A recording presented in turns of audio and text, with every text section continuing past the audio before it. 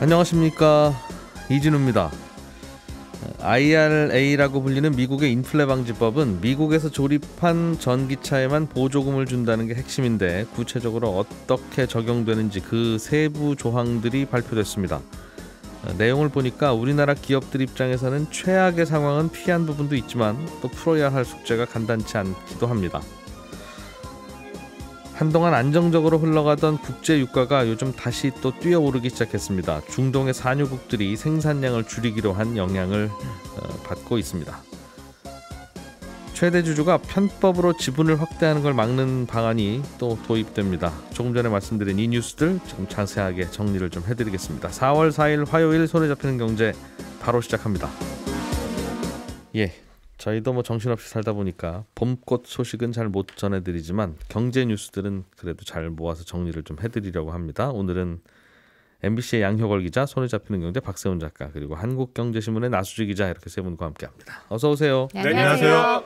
오늘은 양효걸 기자가 준비해 오신 소식이 중요해 보이네요. 네. 미국의 인플레이션 감축법, IRA라고 불리는 법인데 세부 지침들이 발표됐어요. 이게 우리나라 기업들하고 아주 연결고리가 많아서 관심이 많던데 어떻게 나왔습니까? 일단 최근 미국 재무부가 세부 시행 지침을 내놨는데요. 말이 이제 인플레이션 감축법이지 사실상 비관세 장벽을 높게 쌓는다는 내용이라서 이 북미 시장의 수출량이 많은 우리나라 자동차 그리고 배터리 업계가 대응책을 고심하고 있는 상황입니다.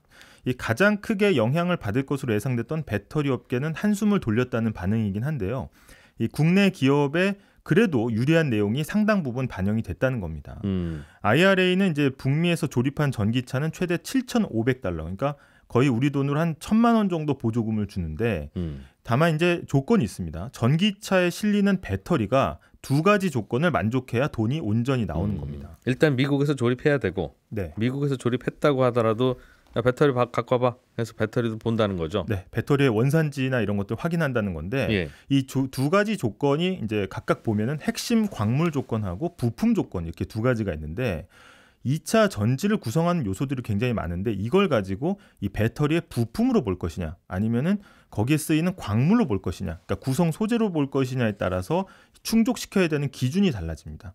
만약에 같은 구성 요소도 부품으로 분류를 하게 되면은 무조건 북미에서 절반 이상을 아예 제조하거나 조립해야 보조금이 나오는 거거든요. 배터리에 들어간 재료를 부품으로 볼 거냐 광물로 볼 거냐. 부품으로 맞습니다. 보면 하여튼 미국에서 만들어야 되고 들어와서 직접 만들어라 이겁니다. 한결 까다로운 조건이 붙는 거고 반대로 이거는 부품이라기보다는 광물로 분류가 된다라고 하면은 미국이나 아니면 미국을 상대로 한 FTA가 체결된 국가 중에서 추출을 하거나 가공 이 둘 중 하나만 한 50% 이상 부가가치를 내면 되는 거거든요. 그래서 이런 경우에는 어디서 추출했든지 간에 그냥 예를 들어서 한국으로 들여와서 가공하면 이 보조금 지급이 이제 되는 겁니다. 그래서 우리나라도 이제 FTA가 체결이 돼 있기 때문에 이 두 조건 중에 하나 만족하면 이제 보조금 절반, 두 개 다 맞추면은 이제 전액 보조금이 나오는 겁니다. 그렇게 나왔군요. 걱정은 중국산 원료를 써서 만든 배터리를 보조금을 주냐 마냐, 결국은 그거였을 텐데. 핵심은 그렇게 들어가는데 일단 우리 업체들 쪽에서 보면은 그나마 좀 다행이라고 생각한 부분이 2차 전지에 들어가는 것 중에 양극판하고 음극판은 배터리 부품으로 분류가 됐고요. 핵심적인 양극 활물질, 그러니까 음극이나 양극을 활성화시키는 분말 같은 건데 이거를 양극의 재료, 그러니까 이거는 광물로 분류됐다는 점입니다. 조금 복잡할 수도 있는데 이거는 우리나라 이제 배터리 업계 특성상 굉장히 유리하다고 볼 수 있거든요. 왜냐하면은 지금 우리 업체들은 광물에 속한 양극 활물질은 국내에서 만들고 있고요. 부품으로 분류된 양극판, 음극판은 미국에 수출해서 현지에서 만들고 있기 때문에 현지에서 조립하면 되니까. 정리하자면 그냥 지금 하던 대로 하면은 조건이 다 충족이 된다는 겁니다. 그러니까 광물들도 미국으로 들고 와서 거기서 붓든 가루를 만들든 그거 해라 하면 아주 골치 아파졌는데, 그럴까봐 걱정을 했었는데 거기서는 그거는 괜찮다 이거죠? 네, 맞습니다. 그럼 당연히 중국산 광물 들어가야 되는데 안 된다고 할 게 뻔하고 그럼 배터리 만들지 말란 얘기가 돼서 어떻게 할 건지 걱정이었는데 미국도 배터리 쓰고는 싶군요. 일단은 산업을 죽이면 안 되기 때문에 일단 그렇게 한 것으로 보이는데 일단 조건 자체가 그러니까 미국 아니면 미국과 FTA 체결된 나라. 그러니까 인도네시아나 아르헨티나처럼 체결이 안 돼 있는 나라라 하더라도 예. 우리나라처럼 체결이 돼 있는 나라로 가져와서 거기서 버무리면 된다는 그렇죠. 거니까 예. 그게 눈 가리고 아웅이지 뭐예요, 네. 그게. 아니 기왕 버무릴 거 그럼 뭐 중국에서 버무리면 그게 다른 내용이 되나요? 그러니까 네. 명분을 찾자는 거군요. 네. 근데 이후에 이제 과정들을 보면 조금씩 이제 걱정되는 부분들이 있는데 예. 만약에 이제 예를 들어서 그동안 걱정했던 건 그런 겁니다. 그러니까 아까 말씀하신 것처럼 2차 전지 재료들 싹 다 북미로 가져와서 생산하라고 하면 어떡하지? 이렇게 걱정을 했던데 이게 이제 이번 세부 지침 통해서 해소가 된 거고요. 이게 IRA 규정을 뜯어보면은 이게 사실 전기차에 들어가는 배터리 부품은 내년부터 그리고 광물 중에서도 핵심 광물은 2025년부터는 해외 우려 기관에서는 조달할 수가 없습니다. 그러니까 이번 지침에서는 그럼 해외 우려 기관이 어디냐 네. 이렇게 세세하게 규정하지는 않았거든요. 근데 미국 입장에서 볼 때 지금 해외에 있는데 가장 우려가 되는 기관 이게 어디겠습니까? 뭐 일단, 중국이겠죠. 예, 중국이죠. 당연히 중국을 배제하기 위한 조항이라고 볼 수가 있는데 예. 이 미국 내 다른 법에 규정된 걸 조금 준용을 해보면 우려기관은 중국, 북한, 이란 다 들어가고요. 중국 정부에서 특히 소유 통제 지시하는 기업까지 전부 다 포괄하게 돼 있습니다. 예. 그러면은 중국 기업들은 이제 북미 시장에 들어오기 힘드니까 우리한테는 그럼 반사이익이 생기는 거 아니냐 이렇게 생각할 수 있거든요. 근데 잘 아시다시피 아까 말씀드린 것처럼 이 배터리 업계가 핵심 광물의 중국 의존도가 상당히 높은 상황입니다. 그래서 예.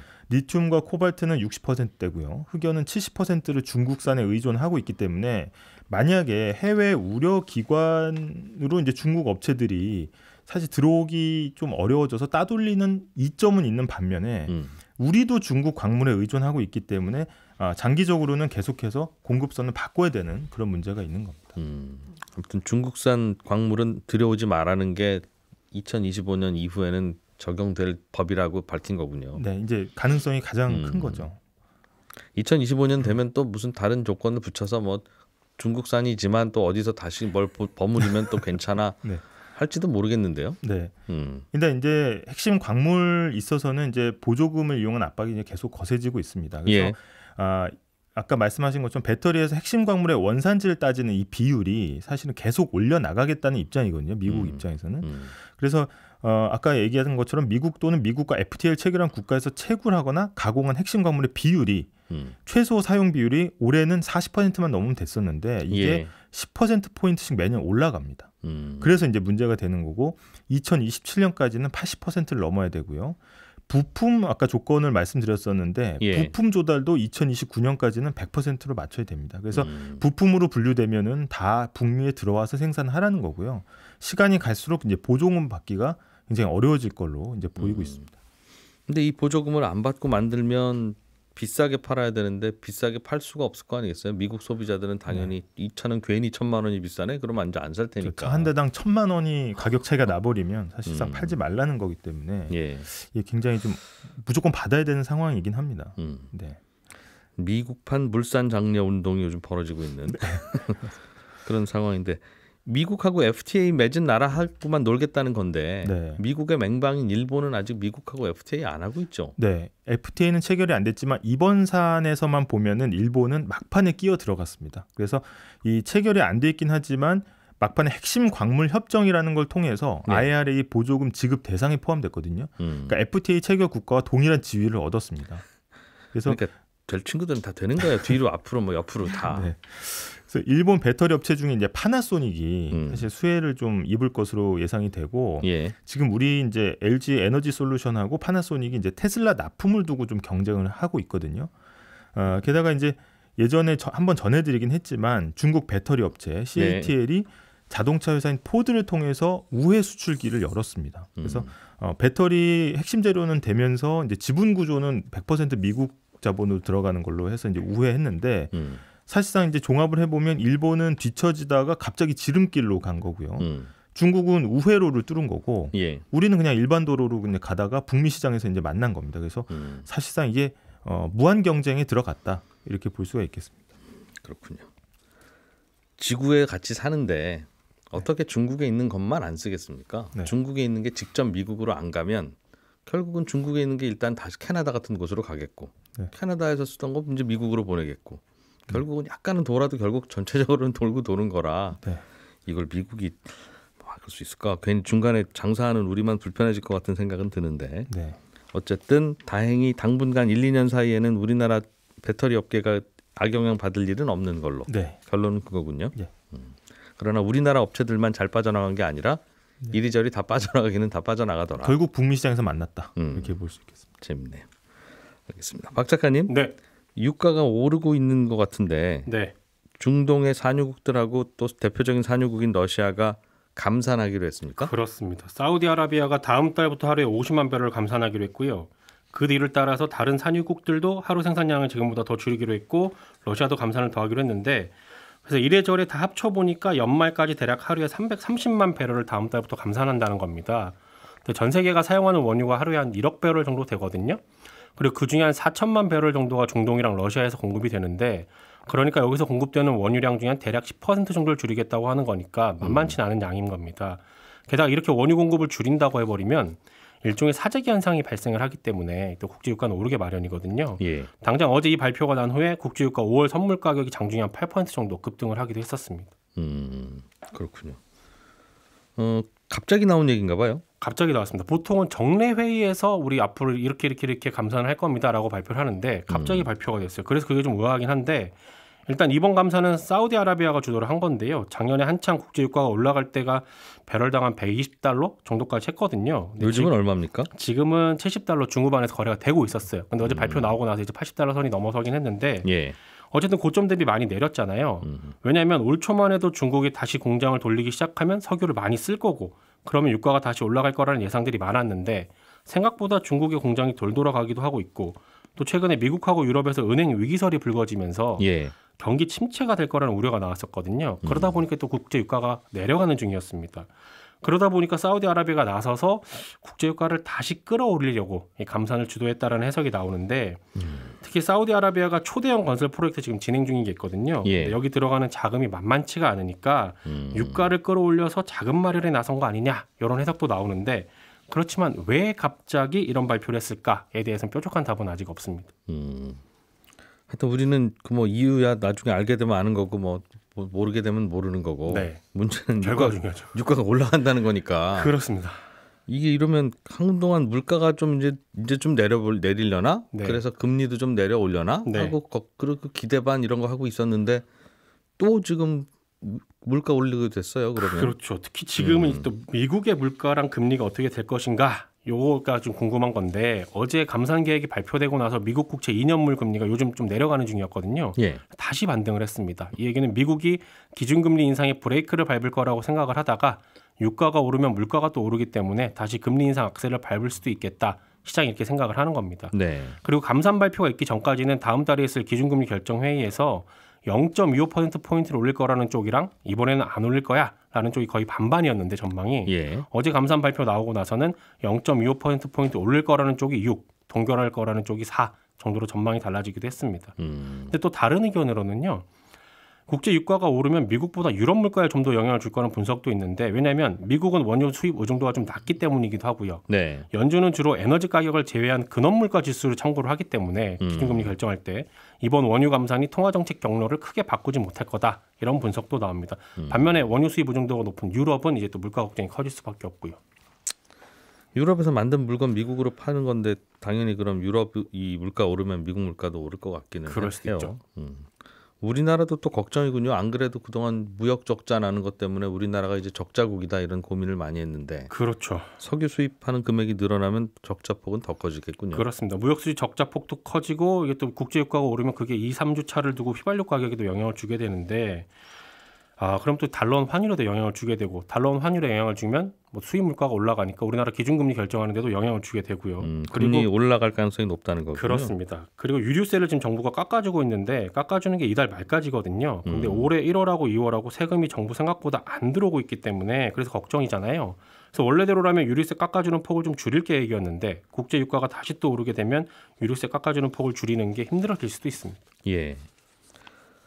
어떡하죠? 갑자기 산유국들이 이런 발표를 했는데 뭐 그냥 해달라는 거 해주고 좀 넘어가면 안 됩니까? 뭐 원하는 게 뭐예요? 여기 또. 그걸 좀 밝혀주면 고맙겠는데 그런 것도 아닌 상황이라서 그래서 앞으로 어제 얼마나 예. 오를까가 좀 관심이긴 한데 어제 나온 보고서들을 보니까요. 대다수가 연말쯤엔 한 배럴당 $90 이상은 될 걸로 보고 있습니다. $100 이상 전망한 곳들도 있고 당장 6월부터 $100 넘길 거다 이렇게 보는 것도 있긴 합니다.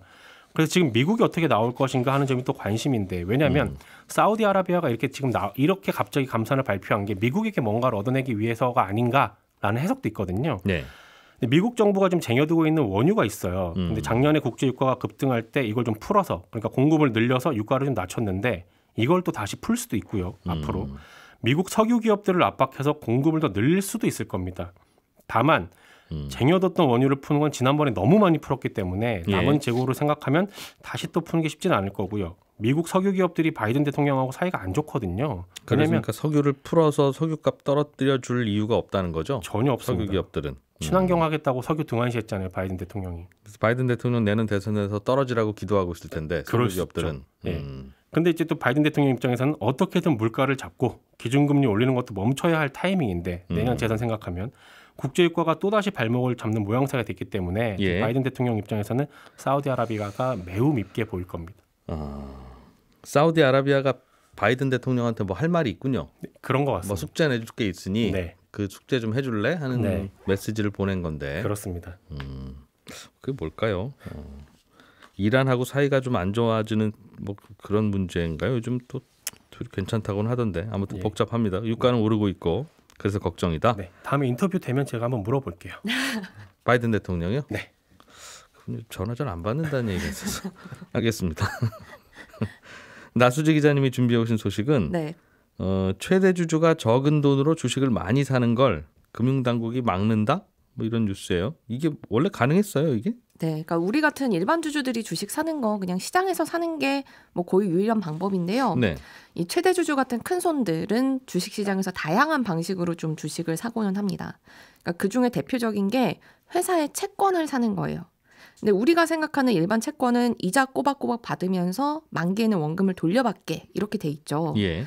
근데 우량한 기업이면 이렇게 일반적인 채권만 발행해도 여기저기서 돈 빌려주겠다라고 하겠지만 뭐 코스닥 상장사라든지 좀 작은 기업들은 이렇게 일반적인 채권의 조건만 걸어서는 돈을 빌려주겠다는 곳들이 쉽사리 나타나지가 않을 겁니다. 언제 망할지 모르는 기업 이자만 받고 돈 빌려줬다가 떼이면 어떡하라고. 네.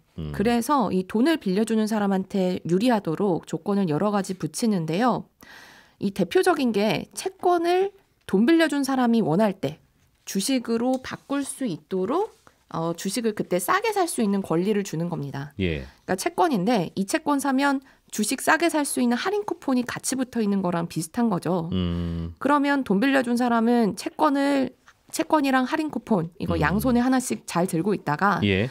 이 만기 때 채권을 내밀면서 원금 달라고 할 거냐 아니면 할인 쿠폰을 내밀면서 주식을 싸게 달라라고 할 거냐 이거를 선택할 수 있습니다. 뭔가 특이한 별책 부록이 붙어 있는 네. 그런 채권이군요. 네, 그래서 이 채권에 할인 쿠폰이 붙어 있다. 그래서 예. 이거 채권인데 주식으로 바뀔 수도 있다라고 해서 전환사채라고 부르는데요.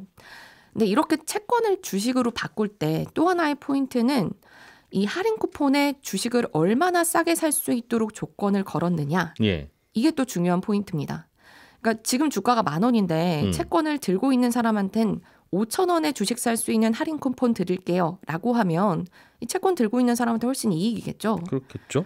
근데 예. 재밌는 건 이 주가가 떨어지면 할인 쿠폰에 적힌 가격도 같이 떨어지도록 구조가 설계가 돼 있다는 겁니다. 예. 그러니까 주가가 10,000원일 때 5,000원에 주식 살 수 있는 쿠폰 줬는데 주가 4,000원으로 떨어지면 이거 쿠폰 가지고 있는 사람은 손해잖아요. 그러니까 네. 주가가 떨어지면 쿠폰 가격도 같이 떨어지게 이런 조건까지 또 붙여서 만들어 놓은 거죠. 하여간 이 채권 산부는 무조건 돈 벌 수 있는 걸 덕지덕지 붙여놓은 그런 채권이네요. 네, 그렇습니다. 그러니까 회사 입장에서는 조금 더 돈을 빌려주겠다는 사람들이 많이 나오도록 예. 이런 조건들을 만든 거죠. 쉽게 말하면 회사채에 스톡옵션까지 같이 붙여준. 네, 음. 그런 셈입니다. 그러니까 워낙 채권만 팔면 안 팔리니까 이런 벌책 부록들을 많이 붙여놨을 텐데 네. 금융당국은 이게 대주주 지분 늘리는데 악용되고 있다고 보는 거예요? 네, 이런 사례들이 종종 나왔었습니다. 그러니까 예를 들면 최대 주주가 보니까 회사에 돈이 필요하니까 내 개인 돈 이거 회사에 빌려주고 나는 전환사채를 받을게 이렇게 계약을 합니다. 그리고 나서 회사가 정말 안 좋아질 것 같다, 나쁠 것 같다라는 신호를 시장에 계속 흘리는 거죠. 예. 그래서 주가를 일부러 떨어뜨립니다. 음. 그러면 최대 주주가 가지고 있는 이 주식 할인 쿠폰에 적힌 금액, 이것도 주가와 함께 점점 떨어지겠죠. 근데 문제는 그러면 주가가 오를 때는 할인 쿠폰에 적힌 금액도 함께 오르느냐? 그렇지가 않다는 겁니다. 그러니까 이 쿠폰을 들고 있는 최대 주주 입장에서는 예. 주가가 크게 떨어지도록 최대한 유도를 한 다음에 일단은 그래서 내가 살 수 있는 가격을 최대한 낮춰놓고. 네. 그 다음에 주가가 오르면 이 중간에 차익이 엄청나게 커져 있지 않겠습니까? 네. 그 싸진 할인 쿠폰을 내밀어서 주식을 싸게 사는 거죠. 그러면 일반 주주에 비해서 이 상대적으로 이 최대 주주는 아주 싼 가격에 많은 주식을 한꺼번에 살 수가 있는 거고요. 예. 그러니까 이런 일이 빈번했기 때문에 금융당국이 1년 반쯤 전에 주식 할인 쿠폰을 만약에 주가에 따라서 내릴 수 있게 되어 있으면 주가가 올릴 때 할인 쿠폰 가격도 또 올라갈 수 있도록 반드시 이렇게 같이 해야 된다라는 규정을 바꾸면서 구멍을 메웠습니다. 내려가게만 하면 일단 내린 다음에 싸게 고정되어 있는 가격으로 최대 주주가 나중에 이익을 보니까 네. 주가가 올라가면 그것도 같이 올라가도록 해라. 네. 이른바 리픽싱을 할 때 같이 올라갈 수도 있게 하라고 고맙습니다. 한 1년쯤 전에 그렇게 규정 바꿨다고 얘기 들었어요. 네, 맞아요. 근데 또 문제가 여러 가지가 생기는데 이렇게 바꾸니까 전환사채는 괜찮아졌습니다. 예. 그러니까 그 할인 쿠폰 가격이 주가에 따라서 움직이는 조건, 이거를 아예 안 내건 전환사채 발행이 늘고 그러니까 이런 조건을 붙인 전환사채 발행은 크게 줄었거든요. 예. 그러니까 나름대로 정책의 효과가 있었다는 건데 문제는 이렇게 전환사채에서 하나 막았더니 전환사채는 아닌데 다른 걸 활용해서 비슷한 일이 똑같이 벌어진다라는 거예요. 그러니까 이름도 비슷한 전환우선주라는 건데 예. 이것도 비슷합니다. 전환사채는 채권에다가 주식 할인 쿠폰을 붙인 거면 전환우선주는 우선주에다가 주식 할인 쿠폰을 붙인 거예요. 예.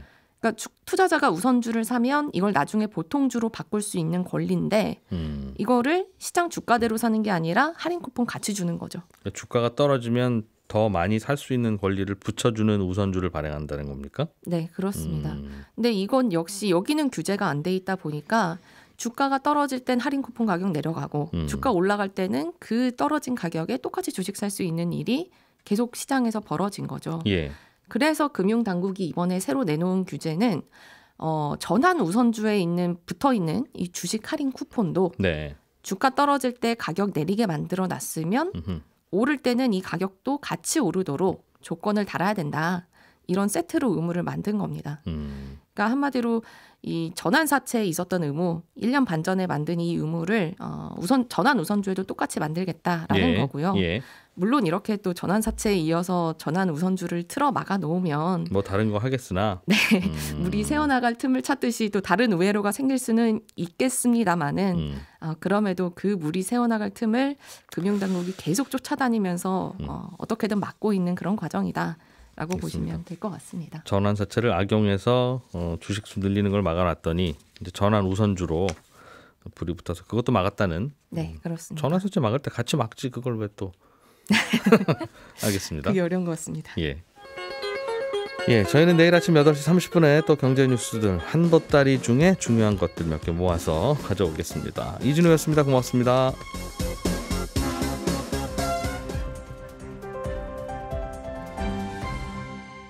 경제를 생각하는 사람들의 즐거운 습관. 이진우의 손에 잡히는 경제.